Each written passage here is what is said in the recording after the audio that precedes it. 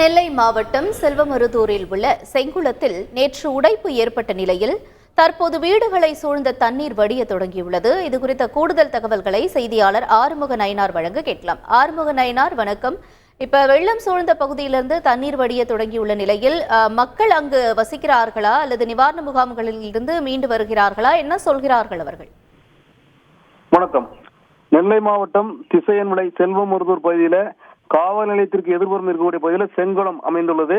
நேற்று தென் மாவட்டங்களில் பெய்த கனமழையின் காரணமாக, அதிகமான நீர்வரத்தின் காரணமாக அந்த செங்குளமானது உடைந்து அந்த தண்ணீரானது வெள்ளப்பெருக்கு ஏற்பட்டு செல்வமருதூர் காலனியில் உள்ள வீடுகளில் வெள்ள நீர் புகுந்து மக்கள் மிகுந்த சிரமத்திற்கு உள்ளாயினர்.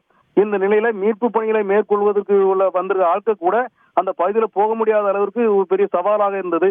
இருப்பினும் கூட அந்த மீட்பு பணியை மேற்கொள்ள வந்த வள்ளியூர் ஏஎஸ்பி யோகேஷ்குமார், அப்புறம் உளுந்தூர்பேட்டையிலிருந்து சிறப்பு பேரிடர் மீட்பு பணிக்காக வந்த எஸ்பி மணிவண்ணன், அப்புறம் திசையன்விளை காவல் ஆய்வாளர் ராஜ், அப்புறம் பஞ்சாயத்து தலைவர் ஜான்சி ராணி, மாவட்ட பஞ்சாயத்து தலைவர் பிஎஸ்ஆர் ஜெகதீஷ், இவங்கெல்லாம் சேர்ந்த குழுவினர் அந்த சிரமத்துக்கு இடையில அந்த தண்ணீர்ல போய் அந்த வீட்டில் உள்ள மக்களை சந்திச்சு, நீங்க இந்த இரவு மழை பெய்யும் அப்படி அறிவிப்பு இருக்குது, எனவே வீட்டுல யாரும் இருக்காதீங்க, மின்சாரம் இருக்காது, மின்சாரம் தடைப்பட்டுரும், நெட்வொர்க் இருக்காது, எனவே உங்க வீடுகள் நீங்க யாரும் தொடர்பு கொள்ள முடியாது, எனவே நீங்க வீட்டுல இருந்து கிளம்பி நிவாரண முகாம்கள்ல தங்கிக்கிடுங்க, உங்களுக்கு அதுக்கான ஏற்பாடுகள் செஞ்சிருக்காங்கன்னு சொல்லி அவங்கள உஷார்படுத்தி அவங்களுக்கு அறிவுரை கூறினாங்க.